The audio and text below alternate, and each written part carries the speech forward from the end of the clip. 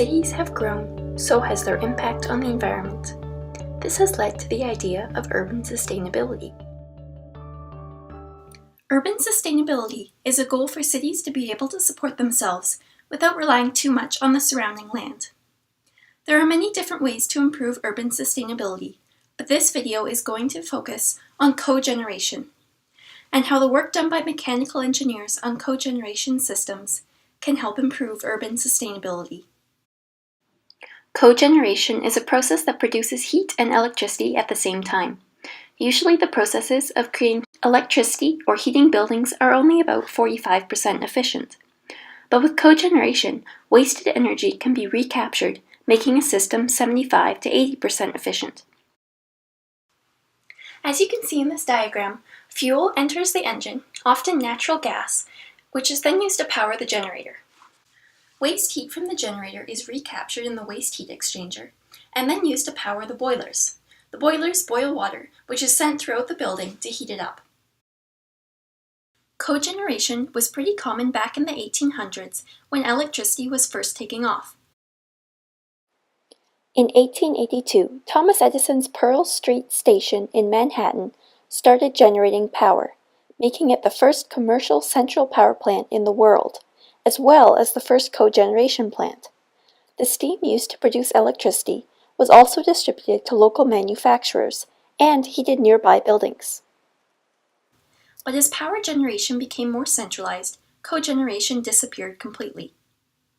One of the key features of cogeneration systems is that it is usually best for the system to be placed in the same building that it is producing heat and electricity for. Extra electricity produced by the system can be sold off, the same as if you have solar panels on your roof. Alberta has already taken steps to increase cogeneration. In 2014, ATCO Gas implemented their combined heat and energy program for Edmonton, Red Deer, and Calgary. This program is aimed at buildings that use over 500,000 kilowatt hours of electricity per year, such as commercial, institutional, municipal, and multi-unit residential buildings. This program is expected to decrease greenhouse gas emissions by 25,000 tons by 2020. As of 2016, Alberta had 4,821 megawatts of cogeneration power being produced, and this number has been increasing constantly over the past several years. Cogeneration has been embraced around the world, especially in Europe, where they are doing a lot of work to increase energy efficiency. In Finland, for example, over 80% of thermal power plants are already cogeneration systems. And in Germany, legislation has been passed to double the country's cogeneration capacity by 2020.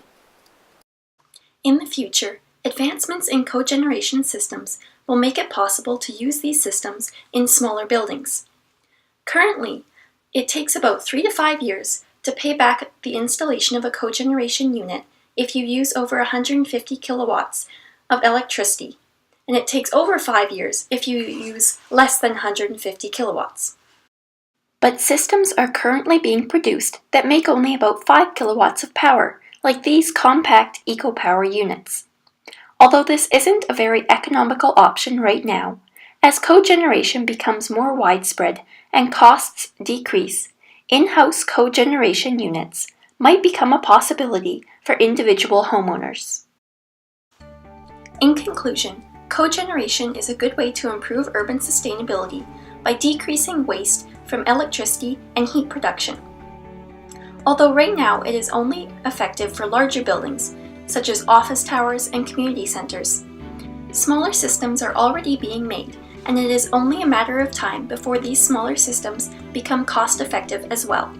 These systems can reduce the dependence of a city on power plants in the surrounding countryside, as well as cutting greenhouse gas emissions.